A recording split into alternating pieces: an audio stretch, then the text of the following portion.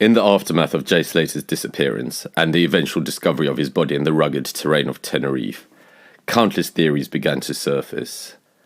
Most were rooted in the details of his final known movements, the Airbnb, the phone calls, and the missing timeline. But one theory took a darker, more personal turn. This theory suggests that Jay Slater may have been targeted, not at random, and not because of a party gone wrong, but as a form of retaliation.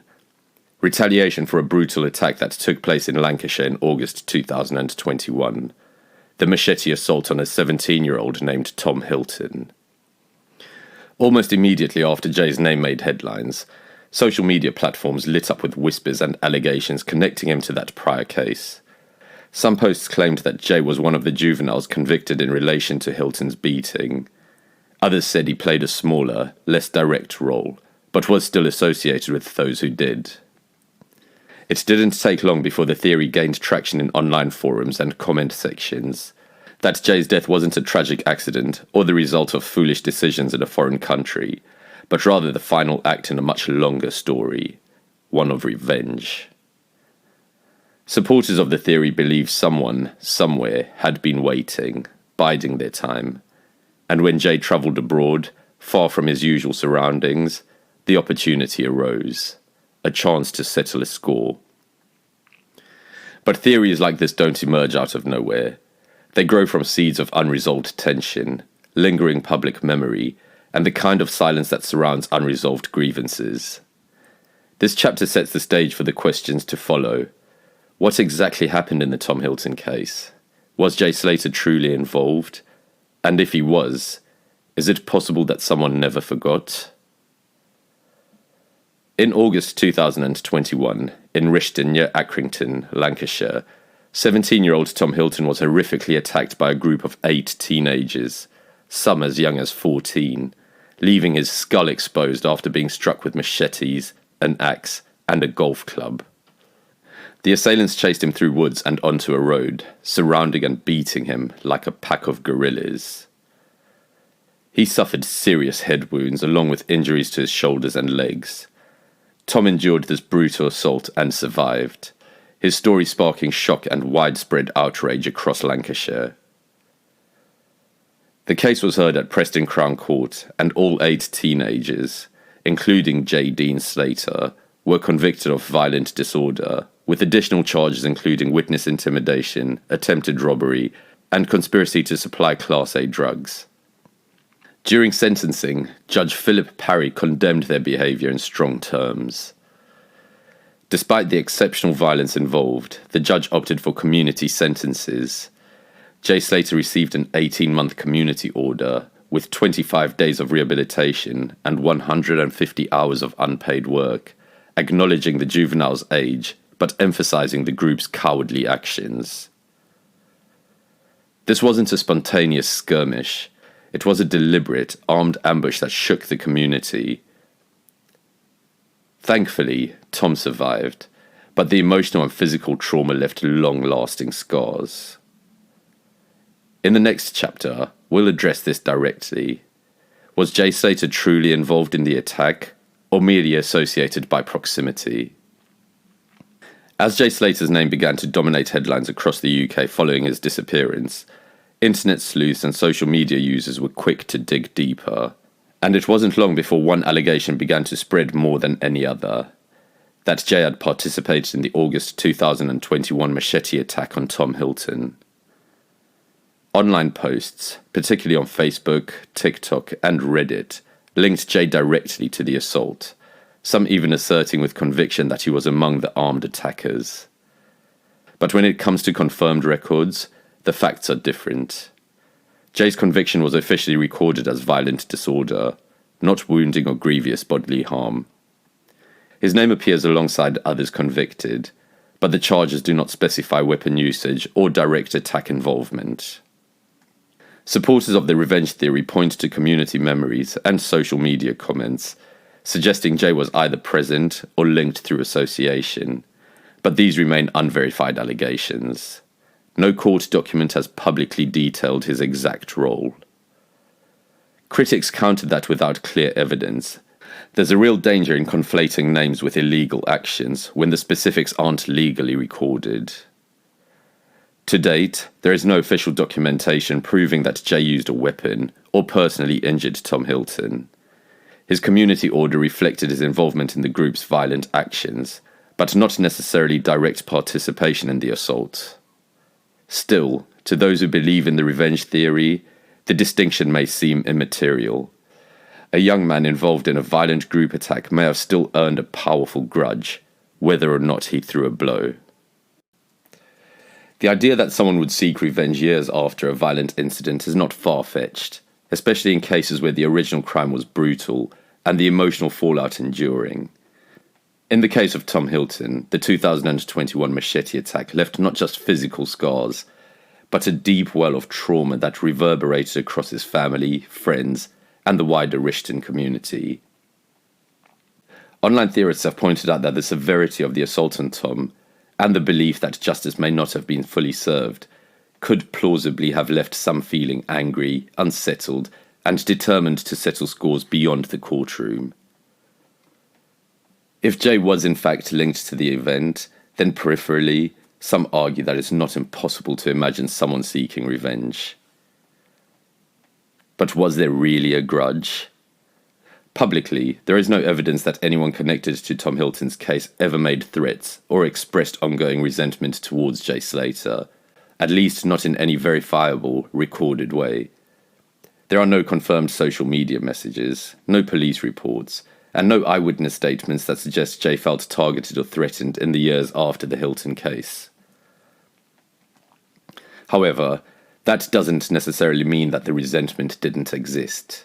In cases of revenge, the motivations are often personal, private, and calculated, driven by emotion more than logic. If someone did hold Jay responsible, it's plausible that they waited for an opportunity where he was most vulnerable, far from home, alone, intoxicated, and disconnected from his normal safety net. There's also the question of indirect revenge, a scenario where Jay may have been confronted by someone acting on behalf of others, perhaps a friend, relative, or associate of the Hilton family or victims. Again, this theory is speculative, but it follows a pattern seen in other revenge cases. The initial victim doesn't act, but someone close to them does. Social media has fueled these speculations. Following Jay's disappearance, certain posts began circulating, many now deleted, that hinted at the Hilton attack as a possible motive. Some users claimed, without offering proof, that a grudge had caught up to him. Others alleged that they had heard things around the town that suggested bad blood still lingered. Without names, dates, or direct threats, these whispers remain just that, whispers. But in a world where perception often shapes belief, these whispers have been enough to breathe life into a theory that someone, somewhere, saw Jay's trip to Tenerife as a window of opportunity, and they took it. If we are to entertain the theory that Jay Slater's disappearance was tied to revenge for the Tom Hilton case, the next logical question is chilling. Could someone have followed him to Tenerife? Or perhaps more disturbingly, could someone have already been there, waiting? On the surface, it seems unlikely. In the age of social media, very little is truly private. Jay had an active online presence, and it's been reported that both he and his friends were posting on Snapchat and Instagram during the trip. If somebody was already watching him, either casually or obsessively, it wouldn't be difficult to piece together his location or even pinpoint his movements in real time. It's also possible that the timing was coincidental, that someone from back home, potentially holding a grudge, happened to be in Tenerife during the same period. Party islands like Tenerife attract thousands of British tourists, including those from northern towns like Accrington and Blackburn. Overlaps aren't uncommon, but the idea that someone may have seized upon such an overlap to settle a score makes this coincidence far more sinister. Adding weight to the theory is the isolated location of the Airbnb Jay ended up at, far from the festival, away from his friends, and in a rugged part of the island rarely visited by tourists. The location raises questions. Was he taken there under false pretenses? Was someone already present, someone not part of his original group, who met him there or arrived after? If a revenge motive was in play, the early morning hours of June 17 would have presented a perfect opportunity.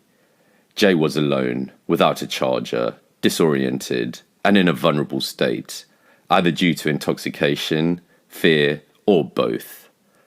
Whether it was a calculated plan or an explosive confrontation, the theory suggests this window may have been exploited. But the logistics still require scrutiny. There is no confirmed evidence that anyone from the UK followed Jay to Tenerife. No CCTV or eyewitness accounts have corroborated such claims. No airline records or hotel check-ins have linked other parties to his journey. That said, the absence of evidence does not always mean the absence of action, especially in a case so plagued by gaps, contradictions, and silence from key figures. So we'll turn our attention to the voices that haven't been heard, the people who could help answer some of these questions, but have remained noticeably quiet. In any mysterious disappearance, the people who were last seen with an individual in question often become central to understanding what really happened. In the case of Jay Slater, those individuals are Ayub Kasim and Stephen Rokas. These two men were reportedly the last people to see Jay alive. According to Kasim, they had gone back to their Airbnb in Masca.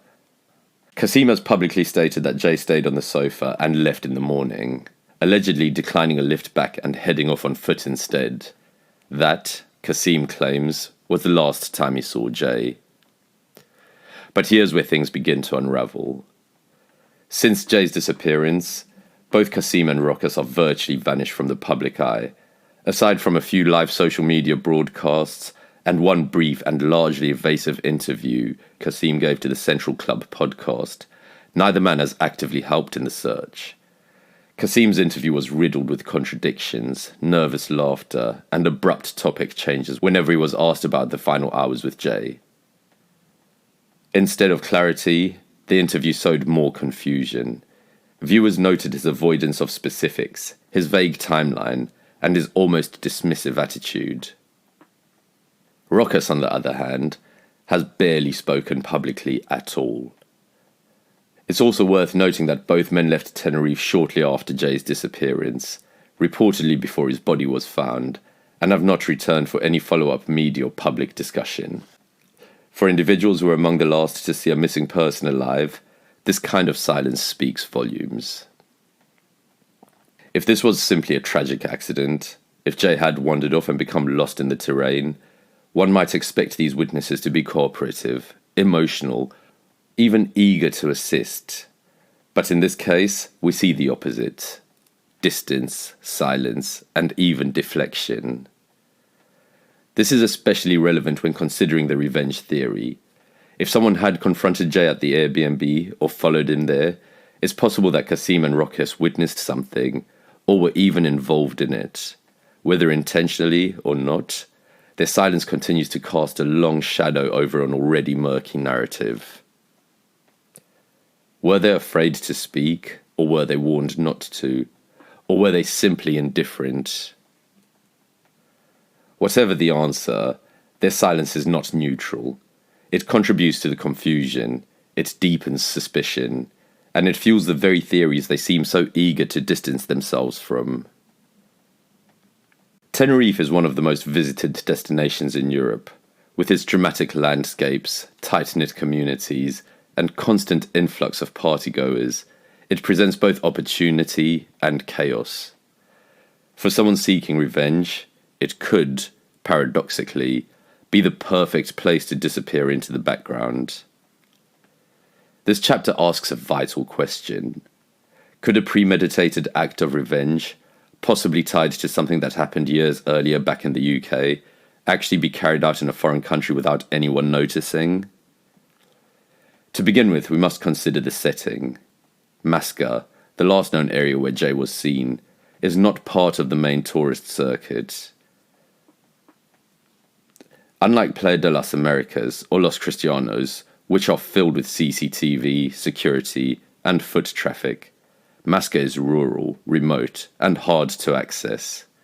Mobile signal is patchy, footpaths are steep, rocky, and in some cases treacherous. It's the kind of place where, if something terrible happened, it might take days, even weeks, for anyone to find out. It was, after all, almost a month before Jay's remains were discovered. And that was only after a targeted search effort involving drones, dogs, helicopters, and local authorities. Secondly, revenge doesn't always look like what we see in films. It isn't always loud or dramatic. Sometimes it's quiet, calculated, concealed beneath layers of coincidence and silence. In this case, if someone from back home harbored a grudge against Jay, whether or not it was related to the Tom Hilton case, they wouldn't need to announce their presence. A casual encounter at a party, a quiet word at the Airbnb, a shove when no one's looking. In a setting as unregulated and fluid as Tenerife's party scene, any of these actions could escape detection. We must also factor in the sheer anonymity of these environments. On the island, especially during festival weekends, strangers mingle constantly. People come and go, names aren't exchanged, faces blur. In this chaos, an outsider with intent could easily go unnoticed. If Jay was confronted, threatened, or attacked by someone not from his inner circle, there may be no one who even knew to look for that individual. No photos, no records, no witnesses. It's also worth considering how easy it is to blend in when you're not a local. A tourist on a revenge mission wouldn't need to hide. They'd just need to act like everyone else. A drink in hand, a pair of sunglasses, a few words in English, and just like that, they'd disappear into the noise. There are no confirmed sightings of suspicious individuals at the Airbnb or nearby. But then again, there's very little confirmed about that morning at all. Could revenge have been served, quietly, violently, and without anyone seeing? In Masca, in that setting, under those conditions, yes, it's possible. And that possibility is precisely why this theory persists. Because in a place filled with strangers, shadows and silence, justice, or vengeance, could unfold without leaving a trace. When news first broke of Jay Slater's disappearance, headlines erupted across the UK. For days, then weeks, updates filled social media feeds and tabloid pages. The story had all the hallmarks of a gripping mystery. A young man lost in a foreign land, dramatic terrain, a frantic search, and cryptic clues. Yet one thing remained conspicuously absent from most mainstream reporting: any real exploration of the revenge theory. This isn't unusual. Modern media often treads carefully around narratives that don't fit a clean or comfortable frame, especially when those narratives involve prior violence, gang associations, or sensitive legal cases, like the one involving Tom Hilton. Any implication that Jay's past may be relevant to his disappearance was either ignored, dismissed, or treated as speculative noise from the internet's darker corners. But why? Part of the reason lies in media ethics. When a victim is involved, particularly a young person whose death has captured national sympathy, journalists tend to avoid anything that could be seen as victim blaming. Suggesting that Jay was targeted due to past affiliations or grudges might be interpreted as just that. It's easier and more palatable to lean into the idea of an accident or a tragic mistake. There's also the issue of legal caution. Publishing anything that even hints at unproven allegations or motives can risk defamation, especially when naming individuals involved in ongoing or recent cases. With the Tom Hilton case being the most violent and high-profile, it's not surprising that most outlets simply chose to leave that element out of their coverage entirely. But in doing so, they may have left out a piece of the puzzle. Online, however, the vacuum left by silence was quickly filled. Forums, TikTok, YouTube channels, and Facebook groups began stitching together details, rightly or wrongly, and asking whether Jay's past had finally caught up with him. These were not wild conspiracy theorists, but everyday people unsettled by the idea that something deeper might be at play. And as uncomfortable as it might be, this theory does have circumstantial weight. The truth is, public interest and official narratives often diverge. While media outlets craft stories with clarity and caution, real life is rarely that neat. Jay was a real person, layered, complex, and part of a social world that may have included things the public wasn't meant to see. Pretending otherwise doesn't bring us closer to the truth. And that's why this chapter matters, not to make accusations, but to highlight that the media, in avoiding certain angles, may have inadvertently narrowed the scope of the public's understanding. Sometimes the silence isn't just from witnesses or suspects. Sometimes it comes from the institutions we rely on to tell us the full story. Violence doesn't always end when the court case does. Sometimes its consequences echo long after the headlines fade. The theory that Jay Slater's death may be linked to a prior act of violence, specifically his involvement in the brutal beating of Tom Hilton, raises a sobering question. Can a single act change the course of a young person's life forever? Jay was among a group of individuals reportedly involved in the 2021 gang-style attack in Rishton, where 17-year-old Tom Hilton was lured and then savagely beaten with machetes, knives, a golf club, and an axe. Tom's injuries were life-threatening. He sustained wounds to his head, body, and legs, and was left for dead in a wooded area, where he had to crawl into the road to survive. Police described the incident as a planned ambush, not a spontaneous fight, but a coordinated act of violence. Jay Slater was convicted in relation to the attack, but his association with those involved and his name being publicly linked to the case lingered. In today's digital age, information travels fast and permanently. Whether or not Jay played an active role, people remembered his name. People formed opinions, and some, possibly, held grudges. In many parts of the UK, particularly among certain groups, retaliation is more than just a possibility. It's expected. Unspoken codes and street reputations mean that violence often begets violence, sometimes years after the original spark. In this context, even the perception of betrayal or involvement can be enough to paint a target. And what better place for revenge than a foreign country, under the guise of coincidence? No known enemies, no official threat. Just a face from the past crossing paths at the wrong time, in the wrong place.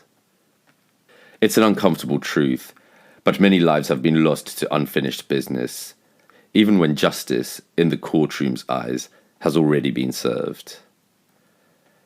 So when people ask whether Jay's past could have followed him to Tenerife, they're not just indulging in conspiracy, they're recognizing a pattern, that in the shadows of gang culture and unresolved trauma, the past doesn't always stay buried.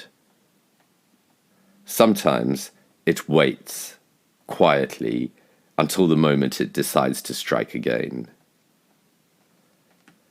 After examining all the pieces, we return to the question that started it all. Was Jay Slater's death an act of revenge? We know Jay was in Tenerife for a music festival. We know he left his friends to go with two much older men to an isolated Airbnb. We know he was later seen distressed, alone, without food, water, or a charger. And then he disappeared into the mountainous terrain, only to be found dead weeks later, not far from his last known location. We also know that Jay had been associated, whether directly or peripherally, with a brutal attack back home in Lancashire, a crime that shocked the community, a crime for which several people were convicted, a crime that left one young man with life-altering injuries. And we know how the world works, that reputations linger, grudges simmer, and that some people don't let go of the past. The revenge theory hinges on one core idea, that someone, somewhere, either didn't forget or didn't forgive. That perhaps Jay wasn't just another young tourist who got lost, but a marked target whose past caught up with him in the most tragic way imaginable. This theory is not confirmed by police. There is no direct evidence made by public linking Jay's disappearance to Tom Hilton's case. But the possibility, however uncomfortable, can't be dismissed outright. Because in real life, the truth is often murkier than fiction. It hides in the grey areas between what we know and what we suspect. And in Jay's case, that grey area remains vast, haunting, and unresolved. Jay Slater's story is layered with confusion, contradiction, and heartbreak, but this episode touches one of its most sensitive nerves. The idea that his death wasn't an accident, nor a misjudged adventure, but something far more deliberate. The revenge theory is difficult to prove. It leans heavily on circumstantial connections, social memory, and the darker undercurrents of youth culture, where violence isn't just a moment, but a legacy. While the facts remain incomplete, what we've explored here is more than idle speculation. It's a chilling possibility grounded in real-world precedent, and one that deserves closer attention. And that's why we tell these stories, not to sensationalize, not to point fingers, but to ask the questions no one else is asking, to shine light in the places most would rather avoid. Because the truth, whatever it may be, demands to be pursued, even when it's painful. We may never know for certain what happened to Jay Slater, but by following the threads, examining the theories, and refusing to accept easy answers, we honor his story and keep the search for truth alive. If you found this episode thought-provoking, help us to continue the conversation. Subscribe to the Silent Casebook for more in-depth investigations. Like this video if you believe these questions deserve answers. Comment below, what do you think about this theory? And share this episode with others following Jay's case. We're releasing new episodes every 2 days as we're exploring the most compelling theories surrounding this case.